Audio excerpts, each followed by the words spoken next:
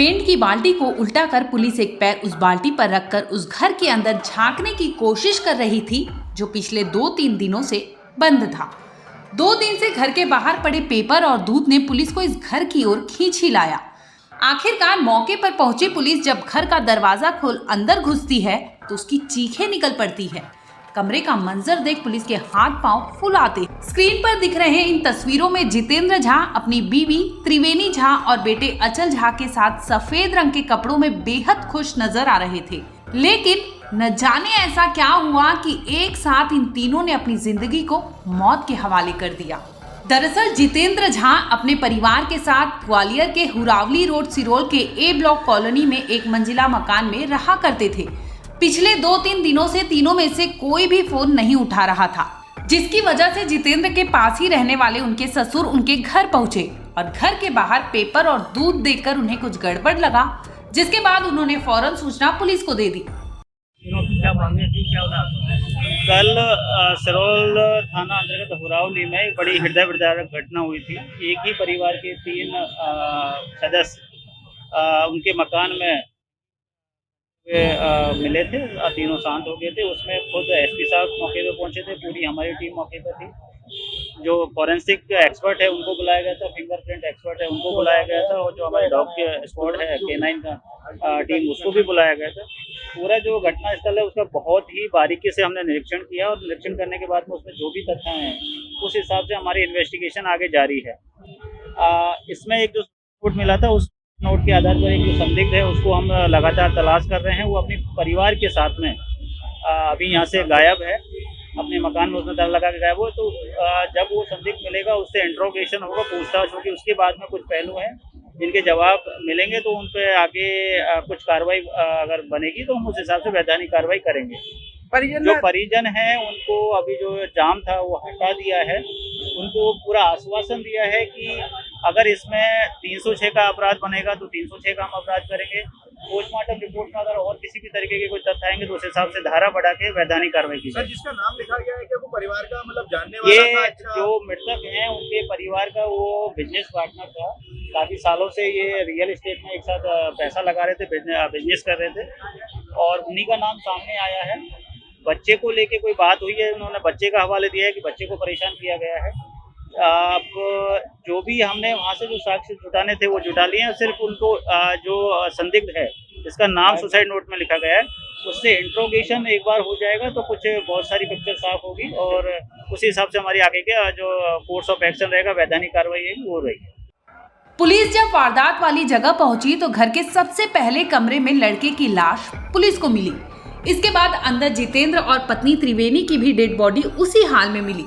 सीढ़ियों के रेलिंग की मदद से पति पत्नी ने मौत को गले लगाया था। पुलिस ने जब घर की तलाशी ली तो फर्श पर काफी खून पड़ा हुआ था, जिससे पुलिस को भी शक होने लगा। फिर तो पुलिस ने तीनों की लाश को ध्यान से देखा तो पता चला कि जितेंद्र के हाथ की नस कटी हुई थी, जिसकी वजह से खून फर्श पर गिरा हुआ था।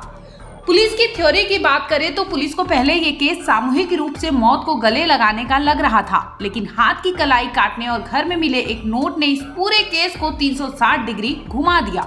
किचन में मिले खून के बूंद से पुलिस ने इस केस को मर्डर के एंगल पर सोचने के लिए मजबूर कर दिया। वहीं पुलिस को मकान के पीछे की साइड से एक खिड़की भी टूटी मिली, जिसकी लोहे की ग्रिल नीचे जमीन पर रखी हुई थी। उसके बाद हथौड़ा भी पुलिस ने उसी जगह से बरामद किया। बाहर की साइड बाल्टी के ऊपर बाल्टी भी रखी हुई थी, जिससे जरूर पुलिस इस एंगल पर भी जांच कर रही होगी कि आखिर यहाँ से अंदर कौन आया था, क्योंकि जिस कमरे की खिड़की टूटी हुई थी वो उसके बेटे अचल के कमरे का बताया जा रहा था। इसमें जो देखा है स्पॉट में तो 3 बॉडी जो है की हुई है। इनमें से एक जो प्रमुख है इनके जितेंद्र झा, ये इनके हाथ में कलाई पे कुछ चोट के निशान है। ऐसा लगता है जैसे जो अटेम्प्ट करते हैं उस तरह का उन्होंने चाकू और ब्लेड से किया है। एक नोट मिला है बेसिकली, उसमें ये लिखा है, एक नोट मिला जिसमें उन्होंने लिखा कि मेरे बेटे ने किसी व्यक्ति विशेष की वजह से उस पर कार्रवाई की जाए।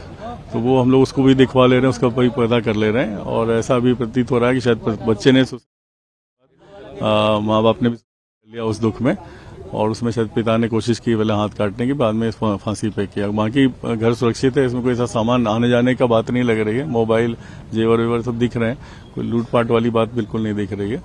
तो ऐसा एक दुर्भाग्यपूर्ण घटना हुई है। हम लोग इसकी मर्ग कायम करके इसको FSL से साइंटिफिक इन्वेस्टिगेशन करा के इसको वेरीफाई करेंगे। दोनों मोबाइल भी इनके मिल गए हैं, तो हम उनका भी परीक्षण कराएं। कहीं सर मर्डर की ऐसी कोई संभावना नहीं, ऐसा तो नहीं लग रहा। प्रथम दृष्टया नहीं दिख रहा, लेकिन हम हमारी जांच में सारी चीजें सभी एंगलों से देखें। ओझा साहब करते क्या थे ये? इनका बताना है कि ये बिल्डिंग का कंस्ट्रक्शन का काम करते थे, 1-2 पार्टनर थे इनके, जिससे कुछ डुप्लेक्स बना के बेचते थे, उसी से इनका खर्चा चलता था। ये जो घर है ये इनकी पत्नी के नाम पे है, यहाँ पे त्रिवेणी जी के, और त्रिवेणी प्रिंसिपल हैं। बहुत डिटेल में ऐसा नहीं लिखा है कि क्या परेशान करते थे, लेकिन एक व्यक्ति का विशेष का लिखा है, जिसकी वजह से ऐसा लिखा है, तो हम उसको वेरीफाई कर लें। दरअसल बेटे अचल की कॉपी से मिले नोट के आधार पर पुलिस ने इस केस की अलग अलग थ्योरी पर जांच की। पुलिस की माने तो तीनों ने सामूहिक रूप से जिंदगी समाप्त की थी, जिसमें सबसे पहले बेटे ने, बाद में पत्नी ने और फिर सबसे लास्ट में जितेंद्र ने पहले हाथ के नस को काटकर खुद की जिंदगी समाप्त करने का प्रयास किया था। पुलिस की माने तो नोट में प्रॉपर्टी डीलर जितेंद्र ने पूरी घटना बेटे की वजह से होना बताया था। उसने लिखा था कि उसके बेटे की मौत का जिम्मेदार कोई और नहीं बल्कि उसका बिजनेस पार्टनर देवेंद्र पाठक है, जिसे कड़ी से कड़ी सजा दी जानी चाहिए। ब्यूरो रिपोर्ट, क्राइम तक।